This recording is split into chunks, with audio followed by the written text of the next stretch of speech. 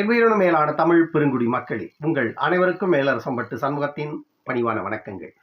அன்பு உறவுகளே, நம்முடைய சேனலை காண்பது நீங்கள் இதுவே முதல் முறையாக இருந்தால் நம்முடைய காணொலியை தொடர்ந்து நீங்கள் காண வேண்டுமென்றால் உடனே சப்ஸ்கிரைப் செய்து கொள்ளுங்கள். தொடர்ந்து நம்முடைய காணொலி பற்றின உங்களுடைய மேலான கருத்துக்களை கருத்துரை பகுதியிலே தவறாமல் பதிவு செய்யுங்கள். அன்பு உறவுகளே, வாருங்கள் இப்பொழுது காணொலிக்குள்ளே செல்லுவோம். தமிழ்நாட்டில் திராவிட கட்சிகளுக்கு முற்றுப்புள்ளி வைக்கின்ற நேரங்கள் நெருங்கிக் கொண்டிருப்பதாக பரவலாக தமிழ்நாட்டில் மக்கள் பேச தொடங்கிவிட்டார்கள்.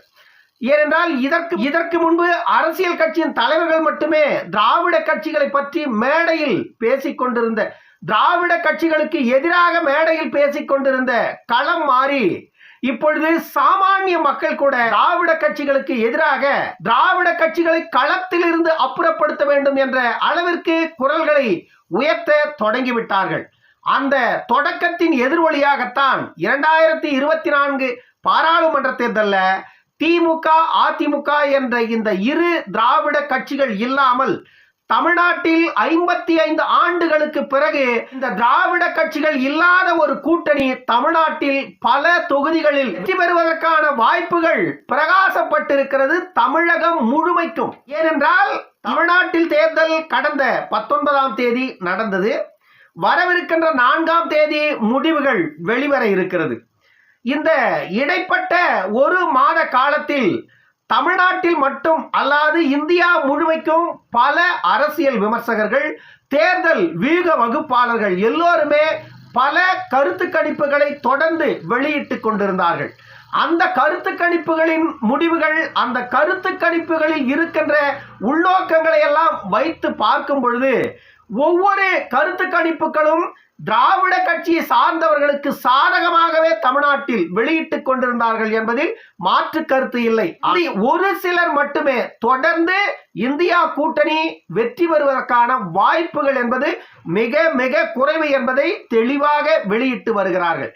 ஆனால் இந்தியா கூட்டணி தொடர்ந்து வெற்றி பெற்றே தீரும் என்று தமிழ்நாட்டில் திராவிட கட்சிகளுக்காக தொடர்ந்து பரம்பரையாக ஊடகத்தில் பணியாற்றி கொண்டிருக்கின்ற இந்த பரம்பரை திராவிட கைகூலிகளாக செயல்படுகின்ற ஊடகவியலாளர்கள் தான் இப்படி ஒரு கருத்தை தொடர்ந்து வெளியிட்டுக் கொண்டிருக்கிறார்கள். நாம் இப்பொழுதும் சில கருத்துக்கள் வெளியானதை பார்க்கிறோம். 2024 பாராளுமன்ற தேர்தலில் தமிழ்நாட்டில் மட்டுமல்லாது இந்தியா முழுமைக்கும் 300 தொகுதிகளுக்கு மேல இந்தியா கூட்டணி வெல்லும் என்ற கணிப்பை வெளியிடுகிறார்கள். ஆனால் இது சாத்தியப்பட்டால் ஒரு இன்ப அதிர்ச்சி. ஆனால் இது சாத்தியப்படுவதற்கான கூறுகள் என்பது தென்படல. ஆனால் இவர்கள் சொல்லுகிறார்கள் இந்தியா முழுமைக்கும் காங்கிரஸ் மட்டுமே தனியாக 150 தொகுதிகளுக்கு மேல வெல்லும் என்று சொல்லுகிறார்கள்.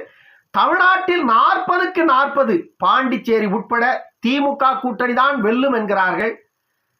இதுவெல்லாம் ஏற்புடையதாக இருக்கிறதா என்றால் கண்டிப்பாக மக்களை முட்டாளாக்குகின்ற செயல். நாம் எதை கூறினாலும் மக்கள் ஏற்றுக்கொள்ளப் போகிறார்கள், கேட்டுக்கொள்ளப் போகிறார்கள், நம்மை எதிர்த்து கேள்வி கேட்கப் போகிறார்கள் என்ற அந்த கீழ்த்தரமான எண்ணம் தான் இதில் வெளிப்படுவதாக நான் பார்க்கிறேன். நான் ஒரு பத்திரிகையாளன். நான் வெளியிடுகின்ற செய்திகள் 100% உண்மையாகத்தான் இருக்கும் என்று நான் கூறுவதை மக்கள் நம்பத்தான் வேண்டும். அப்படித்தான் இத்தனை ஆண்டுகளாக எங்களை மக்கள் நம்பிக்கொண்டிருக்கிறார்கள். அப்படி இருக்கும் பொழுது நாங்கள் கூறுகின்ற கருத்தை யார் எதிர்த்து கேள்வி கேட்கப் போகிறார்கள் என்ற அவர்களுடைய உயர்வான எண்ணம் தான் இதை காட்டுகிறது. ஆனால் கள நிலவரம் என்ன என்பது 4ஆம் தேதி வெளிச்சத்திற்கு வரும். தமிழ்நாட்டை பொறுத்த வரைக்கும் 40 தொகுதிகள் பாண்டிச்சேரி உட்பட இந்தியா கூட்டணி வெல்லும் என்று சொல்லுவதற்கு, மக்களை ஏமாற்றுவதற்கு ஒரு அளவு வேண்டாமா என்ற ஒரு கேள்விதான் நான் இந்த ஊடகவியலாளர்கள் முன்பு வைக்கிறேன். ஏன்னா சண்முகம் பேசுனா ஒரு கட்சிக்கு சாதகமா பேசுறான் அப்படின்னு நடுநிலைவாதிகள் என்ற போர்வையில நம்முடைய கருத்துரை பகுதியில கருத்து பதிவிடுறீங்க. நான் என்ன கேட்கிறேன் அப்படின்னா, உண்மையிலேயே இந்த ஊடகத்தில் பணியாற்றுகிறவர்கள் நடுநிலையாக செயல்படுகிறார்கள் என்றால் தமிழ்நாட்டில் இன்று இருக்கின்ற அரசியல் கள நிலவரத்தோடு ஒப்பிட்டு மக்கள் எந்த மனநிலையில் வாக்களித்தார்கள் என்பது பெரும்பாலான ஊடகவியலாளர்களுக்கு தெரியும். இதையெல்லாம் அறிந்து கொண்டும் கூட மக்களை ஏமாற்றுவதற்கு, மக்களை அவர்களை நம்ப வைத்து ஏமாற்றுவதற்கு, தொடர்ந்து திராவிடத்தின் கொடியை உயர்த்தி பிடிப்பதற்கு ஏன் நீங்கள் அந்த இயக்கத்திற்கு சாதகமாக நடுநிலையாக பேச வேண்டிய ஊடகவியலாளர்கள் இப்படி பேச வேண்டும்? பாண்டிச்சேரி உட்பட வெல்லுவதற்கு திமுகவிற்கு பலம் இருக்கிறதா தமிழ்நாட்டில்? அதை சொல்லுங்க. திமுகவின் மீது இந்த 3 ஆண்டு ஆட்சியில மக்கள் கடும் அதிருப்தியில இருக்கிறார்கள், நன்றாக தெரிகிறது. செந்தில் பாலாஜியோட ஊழல் வழக்கு சிறை தண்டனை, பொன்முடியோட 3 ஆண்டுகள் சிறை தண்டனை, இது மட்டும் இல்லாமல் தமிழ்நாட்டில் நடந்து கொண்டிருக்கின்ற சட்டம் ஒழுங்கு பிரச்சனை, கொலை கொள்ளை கற்பழிப்பு, இதில் சட்டம் ஒழுங்கு சீரழிந்து கிடப்பது, மக்களுக்கு நடக்கின்ற அநீதிகளை கூட ஆளுகின்ற இயக்கம் கண்டுகொள்ளாமல் கேட்பாரற்று விட்டுவிட்டது. இப்படி பல விஷயங்களை அடுக்கிக் கொண்டே போகலாம். ஒரு ஆளும் கட்சியின் பொறுப்பாளராக இருந்த ஜாஃபர் சாதிக்கு 2000 கோடிக்கு மேல இங்கிருந்து போதைப் பொருள் வெளிநாடுகளுக்கு கடத்தியது உட்பட பல அதிருப்திகள் மக்களுக்கு திமுக மேல இருக்கிறது. இப்படி இருக்கின்ற ஒரு இயக்கத்திற்கு மக்கள் எப்படி கண்மூடி கொண்டு போய் கிணத்துல விழுவாங்க? நீங்களே சொல்லுங்க. நீங்க ஒரு நடுநிலைவாதிங்க.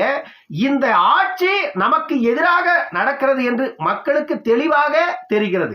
அப்படி தெரிந்தும் மக்கள் எப்படி கண்மூடி கொண்டு போய் கிணத்துல விழுவாங்கன்னு இந்த நடுநிலைவாதிகளான ஊடகவியலாளர்கள் பேசுங்க. இதையெல்லாம் மறந்துவிட்டு கண்மூடித்தனமாக ஊடகங்கள்ல, வலைவழிகள்ல, பத்திரிகைகள்ல உங்களால எப்படி இப்படி திமுகவிற்கு சாதகமாக சங்கை ஊத முடிகிறது என்பதுதான் எனக்குள்ளே பல கேள்விகள் எழுகிறது. ஆனால் இந்த கேள்விகளை எல்லாம் நான் எழுப்பினால் பதில் சொல்லுவதற்கு எந்த திமுகவின் சொம்புகளும் இல்லை. ஆனா நான் எழுப்புகின்ற கேள்விக்கு சம்பந்தமே இல்லாத பதில கொண்டு வந்து இந்த கருத்துரை பகுதியில பதிவிடுறீங்க. நான் என்ன சொல்றேன்னா, நான் வைக்கின்ற கேள்வி என்ன, அந்த கேள்விக்கான பதில நீங்க கருத்துரை பகுதியில கொடுங்க. நான் வைத்திருக்கின்ற கேள்வி சரியா தவறா? நீ வைக்கின்ற கேள்வி தவறு சண்முகம்னு எனக்கு சொல்லுங்க, தப்பில்லை. நான் எழுப்புகின்ற கேள்விக்கும் நீங்கள் கொடுக்கின்ற கருத்துரைக்கும் சம்பந்தமே இருப்பதில்லை. இப்படி சம்பந்தமில்லாத கருத்துக்களை பதிவிடுறீங்க. நான் எழுப்புகின்ற கேள்விக்கு சம்பந்தமுடைய கருத்துக்களை பதிவிடுங்க. அடுத்தவர்களும் இதை அவர்களுடைய கருத்தை பதிவிடுவார்கள். ஊடகங்கள் என்பது மக்களுக்கு நாட்டில் நடக்கின்ற உண்மைகளை கொண்டு போய் சேர்ப்பது. தமிழ்நாட்டில் 2024 நாடாளுமன்ற தேர்தலில் திமுக கூட்டணி 40 தொகுதிகளிலும் வெல்லுவதற்கு முனையளவு கூட வாய்ப்பு இல்லை. தமிழ்நாட்டில் இதுவரையில் நடந்திராத அதிசயமாக திராவிட கட்சிகள் இணையாத ஒரு கூட்டணியாக பிஜேபி பாமக கூட்டணி களத்தில் இருக்கிறது. இத்தனை ஆண்டுகளாக திராவிட கட்சிகளுக்கு எதிராக ஒரு வலுவான கூட்டணி வேண்டும் என்று எண்ணிய மக்கள் ஒருவர் கூட தங்களுடைய வாக்கை தவறாமல் அந்த கூட்டணிக்கு பதிவு செய்திருக்கிறார்கள். அதுவே அந்த கூட்டணிக்கு மிகப்பெரிய வெற்றி. ஆகையால பிஜேபி தான் மத்தியில் மீண்டும் ஆட்சி அமைக்க போகிறது. இந்தியா கூட்டணி ஆட்சி அமைக்கும் என்பது கனவுதான். அடுத்த 5 ஆண்டுகளுக்கு மீண்டும் மோடியின் ஆட்சி தான் இந்தியாவில் நடக்க போகிறது. அதற்கான தெளிவான முடிவு வரவிருக்கின்ற 4ஆம் தேதி கிடைத்துவிடப் போகிறது. தமிழ்நாட்டில் இருந்து குறைந்தது 10க்கும் மேற்பட்ட பாராளுமன்ற உறுப்பினர்கள் என்டிஏ கூட்டணியில வெற்றி பெறப் போவது உறுதியாகி இருக்கிறது. இந்த வெற்றி என்பது மிகப்பெரிய ஒரு மாற்றத்தை தமிழ்நாட்டில் ஏற்படுத்தத்தான் போகிறது. அந்த வெற்றி பெற்றுவிடக் கூடாது என்பதில் தெளிவாக இருக்கின்ற இந்த ஊடகங்கள் தான் இப்படி திமுகவிற்கு சாதகமான சங்கை உயர்த்தி பிடித்து ஊதுகிறார்கள். ஆனால் நீங்கள் எத்தனை சங்கை ஊதினாலும் மக்கள் கொடுத்திருக்கின்ற தீர்ப்பை உங்களால் அவ்வளவு எளிதாக மாற்றிவிட முடியாது. ஆனால் அதை மாற்றுவதற்கான அத்தனை வலிமையும் ஆளுகின்ற இயக்கமான திமுகவிடம் உண்டு. அது எங்களுக்கு தெரியும்.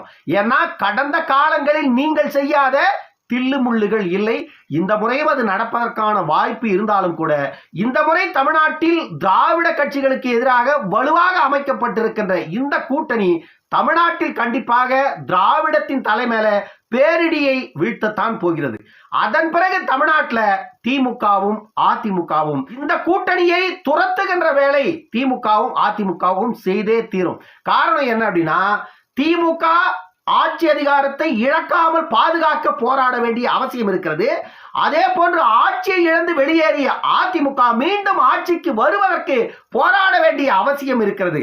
ஆனால் பாமக பாஜக கூட்டணி தொடர்ந்து கைகோர்த்து இப்படியே பயணித்தால் இந்த இரண்டு இயக்கங்களும் தமிழ்நாட்டில் ஆட்சிக்கு வருவதற்கு மிகப்பெரிய ஒரு சவாலை சந்திக்க நேரிடும். அதை பாட்டாளி மக்கள் கட்சியும் பிஜேபியும் சரியாக பயன்படுத்தி கொண்டால் தமிழ்நாட்டில் 55 ஆண்டுகளுக்கு பிறகு ஒரு மிகப்பெரிய மாற்றத்தை ஏற்படுத்துவதற்கான ஒரு அரிய வாய்ப்பு 2026 கனியவிருக்கிறது. ஜூன் 4ஆம் தேதி முடிவுகள் எப்படி இருக்க போகிறது என்பதை இன்னும் 4 நாட்களில் நாம் அறிந்து கொள்ளப் போகிறோம். இன்னொரு காணொலியில் சந்திக்கும் வரை உங்களிடமிருந்து விடைபெற்றுக் கொள்வது மேலரசம்பட்டு சண்முகம். நன்றி, வணக்கம் அன்பு உறவுகளே.